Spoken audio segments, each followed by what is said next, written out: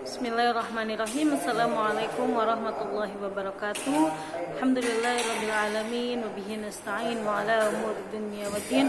Wassalam ala asyrafil anbiya'il mursalin wa ala alihi wa ashabihi ajma'in. Amma ba'du. Allahumma shalli ala sayyidina Muhammad wa ala alihi wa sallim.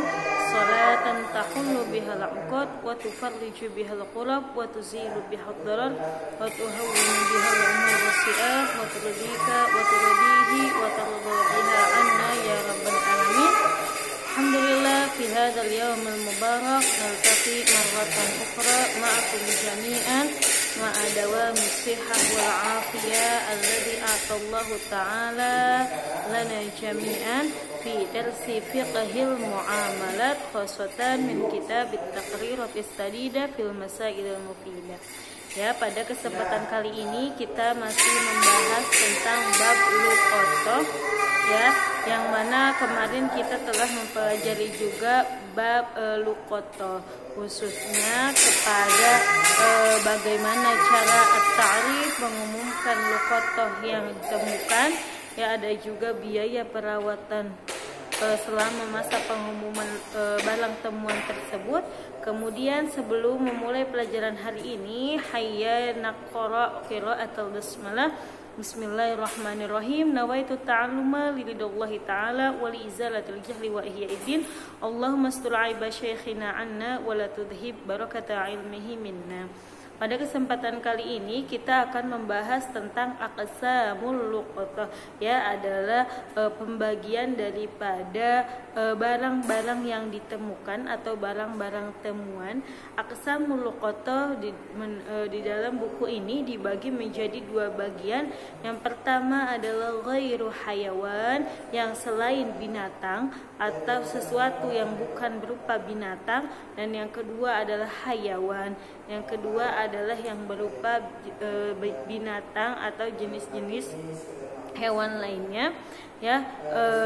Yang pertama tadi adalah luqotoh itu salah satu pembagiannya adalah ghairi hayawan atau sesuatu yang bukan merupakan binatang.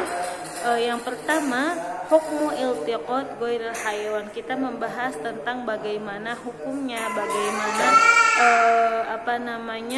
pembahasannya jika seseorang menemukan barang temuan yang bukan berupa hewan atau binatang. Jadi di sini yang ghairu hayawan terbagi lagi menjadi kepada tiga bagian. Yang pertama ada ma la yabqa ala dawam, yang tidak bertahan dalam jangka waktu yang lama. Kemudian yang kedua ada ma la yadumu illa bi'ilaj, tidak bertahan lama atau bisa bertahan lama kecuali tapi dengan syarat adanya perawatan. Kemudian yang ketiga ma yabqa bila ilaj, itu yang bisa bertahan lama dalam jangka waktu yang lama. Yang pertama adalah ma la yabqa ala dawam, sesuatu yang ditemukan ini tidak bisa bertahan lama. Contohnya seperti makanan yang basah, ya, atau segala sesuatu yang cepat basi.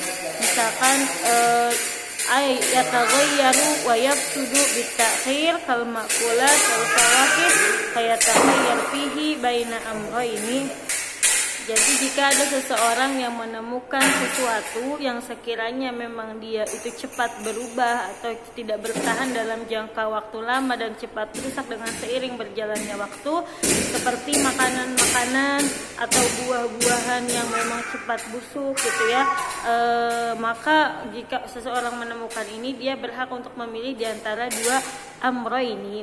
Yang pertama, at-tamalluk fil hal wa dhamanu qimatihi in jaa sahibuhu, maka dia berhak memilikinya pada waktu ditemukan barang tersebut, ya, tanpa harus mengumumkannya. Tetapi jika memang pemiliknya datang, gitu ya, maka dia wajib untuk menggantinya dan bertanggung jawab kepada pemiliknya tersebut. Yang kedua, dengan cara bay'uhu, dia menjual sesuatu tersebut. Misalkan dia menemukan makanan seperti kue gitu ya jatuh di jalan dan sebagainya, wa hifdzu qimatihi, dan menjaga harganya. Jika nanti seorang itu memintanya kembali, maka bisa diganti dengan qimatuhu gitu ya. Kemudian yang kedua adalah ma la yadumu illa bihi, ya, barang tersebut atau sesuatu yang ditemukan tersebut tidak bertahan lama kecuali bila diproses atau ada perawatannya. Seperti contohnya ada rutob atau inab, seperti misalkan menemukan 3 kilo kurma muda, atau misalkan 5 kilo anggur di jalan, atau misalkan ketika ada di tempat acara dan sebagainya. Fa'idha tarakahu taghayyara wa talifa, ya.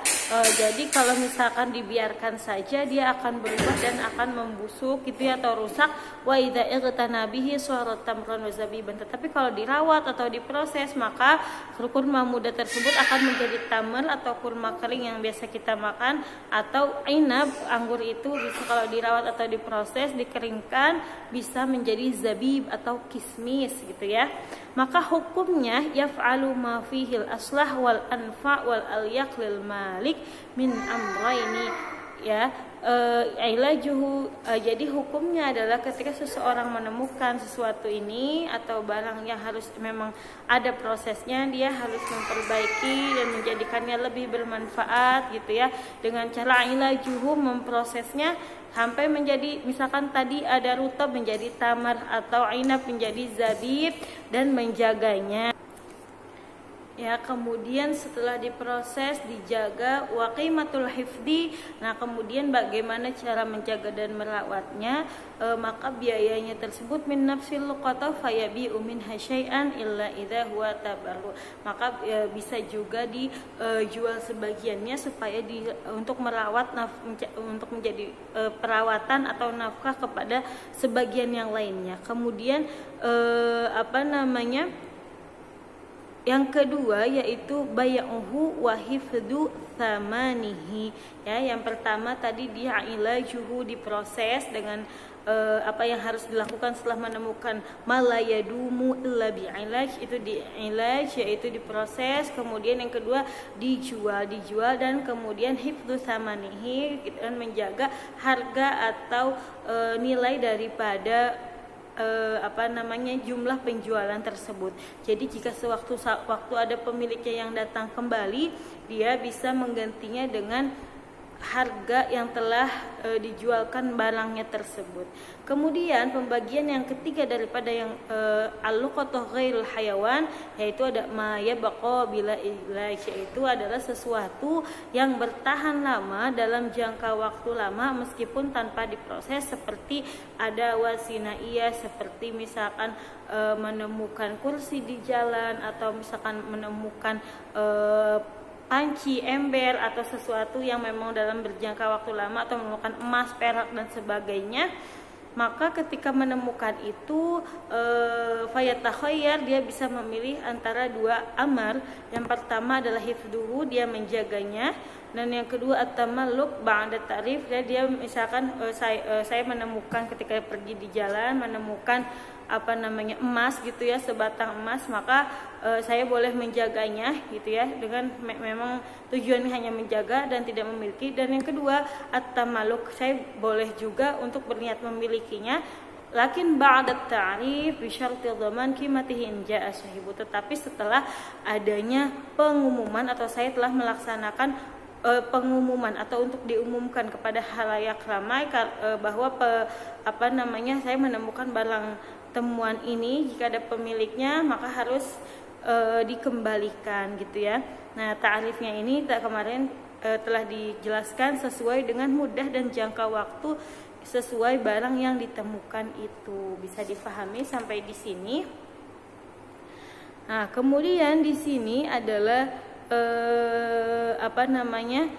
hukmu iltiqatil hayawan. Tadi pembagian pertama adalah al-luqatah ghairul hayawan. Kemudian yang kedua adalah al-luqatah al-hayawan. Jadi barang temuan yang berupa binatang. Misalkan seseorang sedang pergi ke alam bebas, kemudian menemukan ada kucing, atau misalkan anak kambing sendirian tersesat, nah itu bagaimana hukumnya ketika menemukan hewan tersebut misalkan di tanah, di alam bebas, atau misalkan di belakang rumah yang berupa semak-semak dan sebagainya gitu ya. Maka itu dibagi lagi menjadi dua al-luqatah ya, yang qasimu al-hayawan dibagi menjadi dua. Yang pertama adalah ada juga hewan yang atau binatang yang tani'u binafsihi min sighari siba. Ada juga binatang yang mampu untuk menjaga dirinya dari serangan hewan pemburu yang kecil, misalkan daripada anak singa atau dari anak harimau, atau misalkan sesuatu yang buas tetapi memang dia mampu untuk menjaga dirinya gitu ya. Contohnya seperti unta, atau misalkan burung, ketika burung itu bisa terbang sendiri gitu ya ketika ada yang ingin menyerangnya dan sebagainya. Faida wajadahu fis sokhra, kalau ini dibagi lagi, kalau seseorang menemukannya di alam bebas, misalkan di padang pasir yang luas, kemudian tapi kelihatannya aman, atau di hutan tetapi hutannya tidak banyak hewan buas, fayajuzu iltiqatuhu lil hifdi wa yahrumu iltiqatuhu litamaluk, boleh diambil atau boleh menjadi barang temuan tapi untuk dijaga, bukan untuk dijadikan kepemilikan. Wa idza wajadahu fil umran awis sakhra ghaira aminah, tapi kalau menemukannya di pemukiman, menemukan hewan misalkan tadi seperti burung yang bisa yang bisa menjaga dirinya sendiri dari serangan hewan buas yang kecil gitu ya, atau misalkan di sakhra atau alam bebas tetapi sepertinya tidak aman, fayajuzu iltiqatuhu litamaluk awil hifdi, maka boleh diambil dijadikan barang temuan untuk dimiliki atau hanya untuk dijaga saja. Dan yang kedua adalah al-hayawan atsani, yang hewan yang kedua, jenis binatang yang kedua yang merupakan barang luqatah adalah la yamtani binafsihi min sighari siba, seperti contohnya binatang yang tidak dapat menjaga dirinya atau tidak dapat mencegah dirinya dari serangan hewan buas seperti anak kambing, anak sapi yang masih anak-anak atau yang masih baby kecil gitu ya, yang baru keluar dari ibunya gitu ya. Di sini ada juga tafsil penjelasannya. Kalau seseorang itu menemukan anak kambing atau anak sapi tadi atau anak ayam yang masih kecil, kalau menemukannya di alam bebas atau misalkan menemukannya di padang pasir yang luas atau di hutan yang luas, fayatakhayyar baina thalathati asya, seorang al-multaqit bisa memilih di antara tiga hal. Yang pertama, dia bisa memilikinya pada waktu itu, atau misalkan memakannya wagur mutamanihi, tapi dia harus mengganti nilai atau harganya. Dan ketika misalkan pemiliknya ternyata datang atau misalkan ternyata ada yang mencarinya, maka harus diganti dengan harga yang setimpal. Atau pilihan yang kedua adalah dia menjual anak ayam atau anak sapi yang masih kecil tadi dan menjaga jumlah harga dari barang yang dijual tersebut. Kemudian pilihan yang ketiga adalah hifdhuhu wa ta'rifuhu thumma tamallukuhu wa yanfiqu alaihi muddat at-ta'rif, yaitu menjaganya, kemudian diumumkan siapa yang kehilangan anak kambing, anak sapi dan sebagainya. Jika tidak ada, dia bisa bisa memilikinya ya, dan memberikan nafkah atau memberikan makanan, kemudian kebutuhan daripada anak kambing itu selama masa at-ta'rif, muddatut ta'rif atau masa diumumkannya.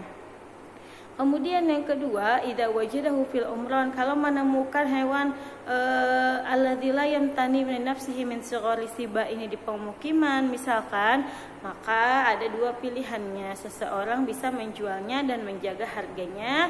Kemudian yang kedua, hifdhihi wa ta'rifihi thumma tamalukihi, jadi yang kedua adalah menjaganya kemudian mengumumkannya, baru bisa memilikinya jika tidak ada yang mengakuinya ya. Berbeda dengan yang pertama. Kalau yang pertama bisa at-tamaluk fil hal, bisa langsung dimiliki pada waktu itu karena berada di alam bebas yang siapa tahu tidak ada pemiliknya. Sedangkan kalau di pemukiman itu sudah pasti biasanya ada pemiliknya. Bisa difahami sampai di sini? Mungkin pertemuan ini cukup sampai di sini. Jazakumullah ala husnil ihtimam. Semoga apa yang disampaikan bermanfaat. Jangan lupa untuk mengumpulkan catatannya pada malam hari ini. Nafa'anallahu bi ulumi ma sya'i'na fid dharaini. Wassalamualaikum warahmatullahi wabarakatuh.